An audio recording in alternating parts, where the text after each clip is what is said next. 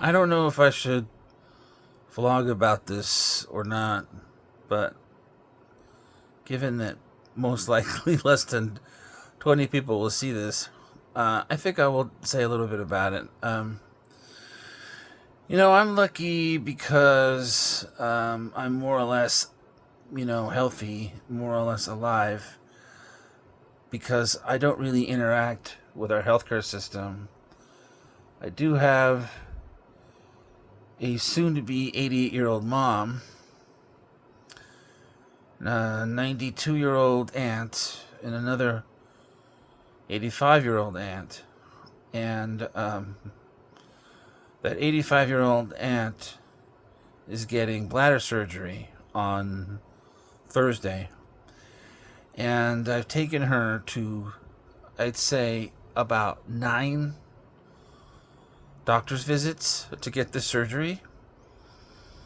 It's been very complicated. I can't even get into all the ins and outs because at one point she was on the wrong team or something, because this insurance company goes through something else, and it was just like really crazy. It's called Optum, and I don't really know what Optum is. I mean, it's connected to health insurance, but I don't really know why doctors sign up for one team or another, because apparently it's like you have different teams under the same insurer. So if you don't sign up correctly, you don't go to the right doctor or something. It's just really complicated. Some of that is because of the state that we're in California, and some of that is because obviously everything here is privatized. Um, and I had, I mean, my partner said to me, "I know you need more inhaler. We can get you a doctor's visit through Costco, which is called Sesame." So I got a doctor's visit, teledoctor, because basically I just needed a prescription. I just want a prescription for an asthma inhaler. And because he's a doctor, he goes by whatever the protocol is. The protocol these days is if you have asthma, you get an emergency inhaler, and then you got to get something else which you take daily, which is supposed to prevent the need to take the emergency inhaler. So it decreases your dependence on the emergency inhaler, so you only use it when you get an asthma attack that's pretty severe. And in general, you don't use it. You use this other medication, which reduces the chances of you getting an asthma attack, basically. And he did sign me up for this. And then when I went to go pick up my prescription, it turned out that they didn't have the emergency inhaler. So somehow that communication got screwed up. And then when I got there, also, they didn't have the emergency one, they had the preventative one. And the preventative one was about $230. So I freaked, which they are not too happy about. So this is the thing about me, is that I'm basically an anarchist. So I get upset. I get upset at certain things. And what I've noticed is that most people in our society are just not upset about things. They don't really care if 4 corporations control all the media. They wouldn't care if 1 corporation controlled the media. They don't care about how Amazon is squeezing the price of everything up. This is another thing altogether, but I don't want to get off topic too much. But they don't care about that. They don't care about healthcare, what's happening with healthcare. They don't care how ridiculous it is that there's technology that's been around for over 20 years that I have to pay $230 for. That's crazy. And, up until now, in the last 10 years, I haven't really had a physician's care. So instead of relying on what was going on here in healthcare programs, I was just getting inhalers from friends. I used to have a friend who was a pharmacist, and she was telling me that her inhalers were around 15 to 20 cents. I mean, they weren't great quality inhalers, but easily you could get a whole bag of albuterol emergency inhalers. Basically, for $10 or something, right? And now I'm being asked to pay. I mean, it would have been like, I think $240. No, it would have been like $270 for the emergency inhaler and the preventative inhaler. And I just refused. And people are shocked. Here's the thing. People are shocked when I have a negative reaction. Like, they really don't understand that. One time I freaked a little bit when my aunt came in they weren't servicing her, and it was just kind of really ridiculous. Because here's the thing about the healthcare system. My aunt couldn't afford this medication that had been prescribed to her, and the doctor who had prescribed it to her had no idea how much the medication was going to cost. And in fact, it's not just the patients that have no idea.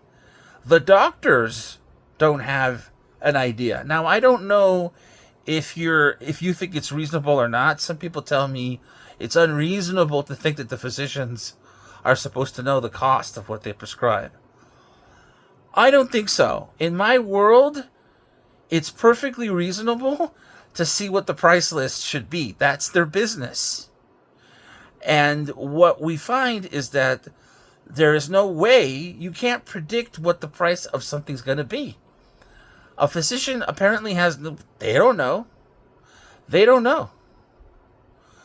And there's so many medications out there that some of these pharmacists don't even know.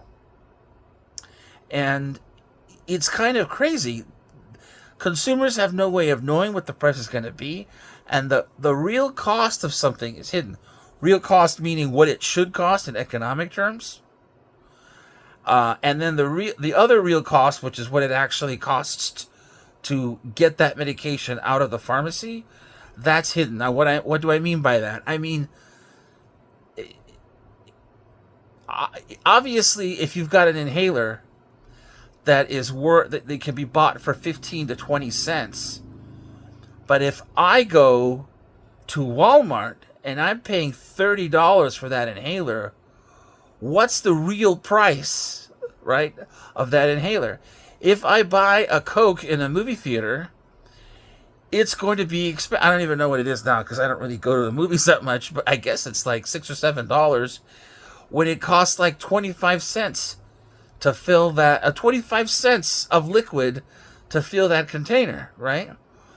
And so what we're talking about is basically highway robbery for shareholders, because shareholders got to get theirs, and executives also have to get theirs. So to me that the real price is, what does it really cost to give you that product at a reasonable rate that would be reasonable profit? What is that comparable to other industries? Okay. And that price does not exist. We don't know what that is. And the other price, which is what you're being charged, you don't even know what that is. You literally don't even know what that is until you go and ask for the medication. So most people are basically completely in the dark, and it's really insane. I mean, I went down there and I couldn't even get the commercially available inhaler, the Primatene Mist. I couldn't even get that. And I had to go to 3 pharmacies to get that. That's not cheap either. That is whatever. That's all of this stuff is old tech. So that's like almost the price of a regularly prescription inhaler. And when you consider the fact that a lot of these medications are increased by 1,000% in terms of their markup, it's a really, to me, it's really crazy that people look at me when I get upset. They look at me like I'm the crazy one. You know, when I was complaining about my aunt's medication, eventually they figured out some other way of giving her something. Security saw this, and security positioned themselves, and they were getting ready to throw me out of the building, because that's really what security is really for. That's what the police is really for. It's to prevent that certain percentage of people who are right, prevent these people who are right from saying anything and from being outraged. And I am embarrassed. I'm just embarrassed. Because it's not just a question of how stupid things are here. With rents that are too high, with markup on products that are too high, with for-profit healthcare, which we should not have. All of this crap that we have to put up with on a daily basis. Way too many ads. I see way too many ads in my life. All the processed food, all of the nonsense that I have to put up with over and over and over. That crap, politically, are horrible. I don't even know what to call it. So-called democracy. All of this stuff that we have to put up with. And I'm the unreasonable one, right? Because most people don't care. Most people are just, like, all my friends who agree with me, they're all basically in cope. They're all in cope. And it doesn't even matter how miserable they are. They're in coping. They cope. They vote every 4 years. They hope that someone's going to rescue them. They watch the television and they buy these lies that whatever party they're voting for is telling them. And, they go and they work the system, and hopefully they're going to make more money. So if they're black, they want to live near a white neighborhood, or they want to get in a white neighborhood so they have access to the schools and clean drinking water. If they're poor, they want to be just a little bit less poor. Maybe they're immigrants, so they want to save some money so they can go back to the country they came from, because they can't retire here, right? And it's just copium. Everywhere is just cope. And no one is just saying enough. Enough is enough with this fucking shareholder greed. Nobody. And even when it comes to certain things, like I haven't said anything about Mamdani, and there's so many people on Facebook that are supposedly leftist, and they're putting so much hope into Mamdani. That's how bad things are. Because that's what that is. That's just hope. That's not rational. That's your wish, your desire. What is Mamdani going to do? This video is not really about him, but it's just wishful fucking thinking. Like, you may disagree with me, but I think the facts are pretty clear, right? I mean, I could make a video on that and detail what the facts are, but everybody knows what Mamdani's trying to do right now. And it's ingratiate himself to the establishment, because he thinks that he's going to be able to do just this much more, right? By kissing ass. So it's really a question of, I don't want to give people crumbs. I want to see if I can give them half a slice. We're not even talking about a slice. The whole cake is being eaten up by the rich and the powerful here. And the majority of people in this country are talking about stuff that doesn't frickin' matter. The Republicans and the Democrats, they just attack each other and trade places all the time on the same subject. Both of their parties are capitalist. Both of their parties are probably headed by pedophiles. I don't know. And meanwhile, everyone else is getting mashed into particles. And they pretend that there's a difference. It's just really amazing. Like, you go to any of these parts, none of these politicians are going to stop killing brown people. They're not going to stop for-profit medicine. They're not going to open up the borders. In fact, they're going to militarize the borders. They're going to imprison or kill whistleblowers. They're going to make sure the prices are high for their donors. They're going to make sure the monopolies get their wish list, all the mergers you could possibly need. And they're going to make sure the tax code benefits billionaires, while average family of four is overworked and underpaid and overtaxed. And the reason why is because you like it. You like it this way. That's the message I get. Because people look at me weird when I get angry. Or I don't know. This is just how things are. And I think it's completely... I don't even know what to say, about this, because it's so obvious how stupid it is to keep voting in this system, and how stupid, like, the whole Mamdani thing is. Do you honestly think, like, for example, when he said, "Oh, I'm gonna go," I would arrest Netanyahu if Netanyahu came to New York, which, as soon as I heard it, I knew was a lie. And in fact, it's not even difficult to recognize. It's an obvious lie. Does anybody think that the mayor of New York City is going to order the NYPD to open fire on the Secret Service? Because that's who would be protecting Netanyahu, right? As a matter of fact, just 2 weeks ago, we got confirmed, 3 weeks ago, I think, that Mamdani is reappointing the head of the police commission, who is part of a landlord family in New York. Okay?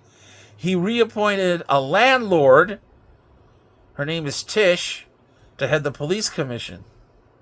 And she is a dedicated, vociferous, adamant Zionist. But you could see that coming a mile away. But most of the American left is, oh, look, Mamdani, yeah. Those fools over at Jacobin and these people over at, what's the other one called? Current Affairs. ContraPoints. Crystal Ball. It's just a joke. Some of these people are really smart. So I can only surmise that the American left is full of shit. And I think that's what's... It's not even a question of... It's not even difficult to see how full of shit they are. So, it's just one of the things happening. It's very, very hard now. There are families out there in America, especially in the South, but there are a lot of families out there in rural America that are having to get by. A family of four getting by off $400 a week. And not to mention all the environmental damage that exists in rural America because of the runoff from industrialism, and there doesn't seem to be any impetus whatsoever. I'm guessing it's because there are a lot of people who are on edge already, but also there are just so many people that are willing to say no. I'll be honest with you. I am never going to pay never going to pay $230 for an inhaler. I'm just not. It's just not going to happen. So, yeah. But and there's just so many things I don't want to participate in that the average American is like, fine. I mean, why would I even? Why would I even freaking vote? Why would I even think a Democrat would do anything for me? Why? Why? I mean, as it stands now, I don't talk to Democrats. I sure as hell can't talk to Republicans. They're in la la land on so many things. I mean, if you talk to them about anything, it's going to come down to Mexicans and trans women stealing your daughter's underwear or whatever it is that they're talking about this week. That makes no sense at all because they obviously don't care about rape. They only care about rape when it's in a bathroom and there's a trans woman in the bathroom. The rest of the time, they've never given a damn about rape. It's so... like, the whole thing is so off the charts. I just don't accept anyone, and there are some people out there who are grifting, like do dissidents. Anybody that thinks that trans women are dangerous, in any sense, dangerous or inconvenient at all, is not a serious person. What's serious is we're overworked, overtaxed, underpaid, the standard of living is slipping, things are getting worse. And what they're trying to do is figure out how much processed food I can give somebody so that they'll be satiated, so they won't go hungry, so to speak, and keep them alive just long enough for them to vote and long enough for them to get sluggish so they won't rebel. You know what I mean? Because if you got a certain percentage of people who are empty-bellied, then you might get rebellion. But traditionally speaking, that doesn't happen in the U.S. because rebellion comes from the upper middle class, from the management class, and they seem to be very, very happy with what's going on. That top 10%, that top 15%. So I don't see anything getting better here. I think we're sort of drifting into a sort of comparable to being like Brazil in the 1970s.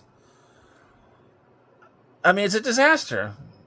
And, I don't know. I'm tired of it. And so I just think that saying stuff like, well, Mamdani is the pattern, the strategy that people should adopt to win elections. Why? I mean, it's true that you could win more elections by being populist. That's true. But why should I care if you're not going to do much? Why should I care at all about that? So, anyway, talk to you guys later. Drop me a line and a comment, and we'll see if I respond.